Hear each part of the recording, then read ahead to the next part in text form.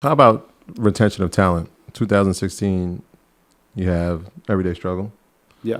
Joe Budden, obviously now one of the leaders in media. You have Academics, another guy who's leader in media. The lessons that's learned from them not being part of Complex anymore, but having a guy like Speedy who has been super creative and great for the brand. Joe with Yeah, sneaker shopping, obviously hot ones. The lessons that's learned from losing talent, but retaining in the future, retaining talent that is going to be helpful for the brand. Yeah, that is an everyday focus. I wish I could say it's super easy. Complex is, I think, super. I would say we're really happy that we've been able to like incubate a lot of talent and give people, a lot of younger people like a Speedy coming up, like their initial platform, or Emily Oberg, who now has like a super successful fashion brand. She was like one of the first, anchors on Complex News. And sometimes those people are so entrepreneurial, they're so motivated. You're never going to keep them. And then some people are like Complex family, like Joe and Speedy, who like, they really value being associated with Complex. They want to be in the mix. They want to build new shows. Like we just built a new show with Joe called On Display, where he goes into celebrities' homes and then he basically interviews them about like their collections and sort of like their obsessions. So like he went to Dave Bautista's house and he collects lunch boxes and bicycles. And like the big insight was like, Dave's like, I couldn't afford any of this. Can I swear or no?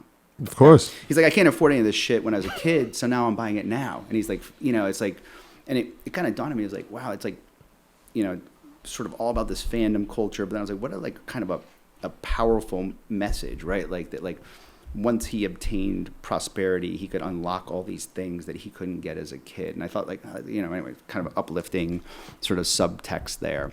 But you got to give a little bit of a pivot here, but you have to give the talent new opportunities, right? You have to invest into them.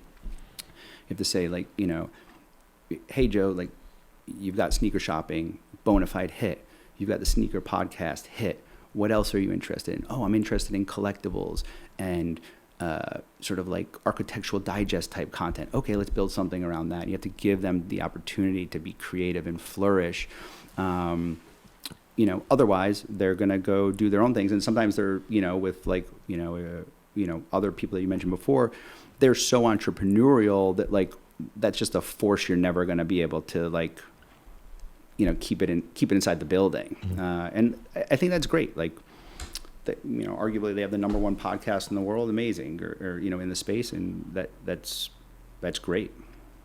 So I think, and then, the other part is like, we always should be an incubation engine for new talent. And that gets back to my point about like really being obsessed with winning the younger audience.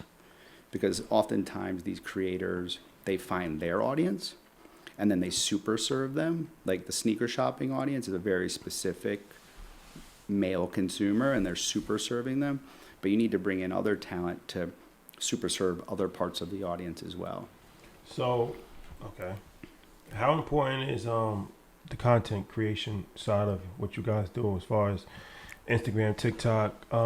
It's a very nuanced skill set, and it changes a lot. Like, so at one point in time, Reels was everything, and then Instagram changed it to carousels, and you have to stay up to date with these things. And you guys do a good job as far as staying in the algorithm.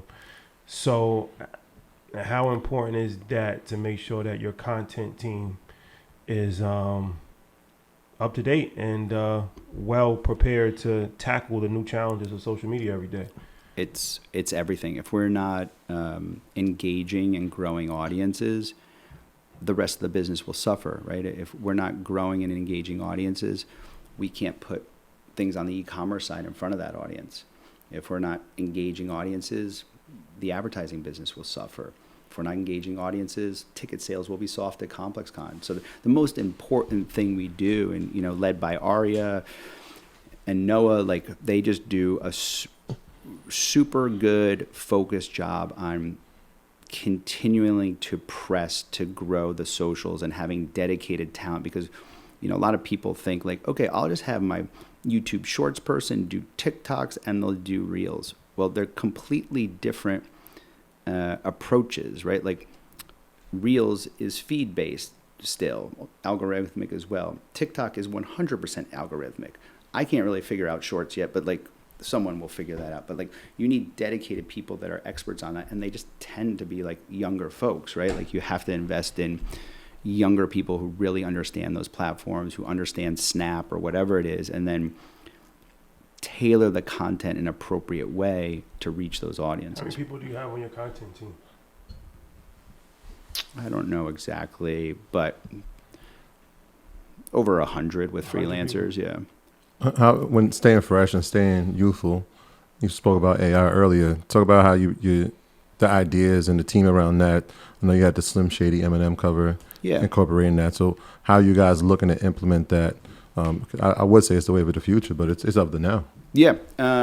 So that was a good example. That was our first piece of it. And for the listeners that don't know, pretty smart idea by Noah and team. They programmed or fed a large language model all of like the Slim Shady lyrics and references over time to train it up on what that personality would look or act like. And then they had Slim Shady interview Marshall Mathers, and obviously it played into the whole theme of the album. And then visually we brought that to life in them in like a Thelma and Louise moment on the cover, you know, sort of like driving off a cliff kind of thing.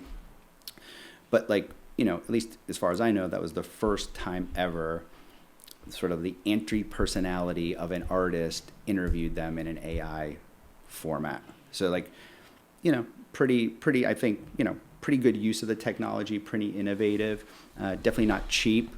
But, you know, other things we're looking at is like, okay, so as Perplexity starts to disrupt Google, right, and it's sort of AI search, how do we create formats that show up in that area? We're looking at a lot of things like how do we take things that are super successful in the text format, like oftentimes like our rankings and lists of, you know, whatever top 50 sneakers or hip hop albums, they create a tremendous amount of virality and debate. It's very easy for AI to just steal that content and not give us any attribution. So we're thinking about like, okay, how do we turn that into vertical video? How do we turn that into long form video? Because we think there's more of a moat with video than there is, you know, than there is with text, certainly. So it's, I wouldn't say we have it solved. I think it's super complicated. You know, the AI tools are going to continue to progress and make probably business more challenging for content publishers, and definitely not less. So, you know, it's like, you know, you can't bet against youth culture and you can't bet against technology, right? Those things will always win, so you better lean into them or you're fucked. How important is data collection to you guys' business? On the e-commerce side, super important. You know, because that, you know, you're doing the drip campaigns and, you know, recidivism campaigns and, you know, all kinds of things to get consumers back into the store. It'll be super important when we launch membership, obviously. On the advertising side, it depends on the brand. Like some people are super interested in that, like who they're reaching, how they're reaching them. And then others are like they're pretty familiar with Complex and they're like, okay, yeah, got it. 18 to 34, multicultural, you know, that's who you're super serving. Well, one of the things that you're passionate about, we talked about culture, we talked about music, is art. And I know everything Complex encompasses all of it, but on a personal side, you're an art collector. Ish. Yeah. I mean, did the passion come from the work, or was that something that you already had passion for? Yeah, I think like, you know, I was thinking about it on the ride up here, like when I was a kid in Tennessee, we lived on like a commune. So I like had like very like hippie parents, like commune, they're like, you know, communists in a true form, right? So in one way, it made me really like appreciate art and individuality, and there was a lot of musicians in that space, and it just gave me an appreciation of that, but it also gave me like a staunch appreciation for capitalism, right? So I like ran away from it, but still kept those things. So I think part of that, like, you know, we'd like share houses with musicians and all these things and artists. So like my home space always reflects that, and I like to support the art community, I'm part of a group at the Prez Art Museum that helps, sort of new artists get exposure in the museum, and we fund that. And it's more of, kind of, I don't know, it's an interesting space for me. It's a space I admire artists because I'm not one. So it kind of gives me like an entryway into like their thinking and their creativity. And I think that kind of like difference, almost like healthy tension, makes me better in business, because I'm able to like sort of see things from their perspective and then apply it if I'm working with a brand or working internally. And to your point, Complex has always been, had an admiration for art, whether it's like Cause doing covers or us doing, work with Murakami. There are a number of artists that really break through from a consumer perspective, both on the music side and the traditional, sort of fine art side. And working with those folks makes for a much more interesting media product, consumer product, and then, if there's like a physical product that comes out of it.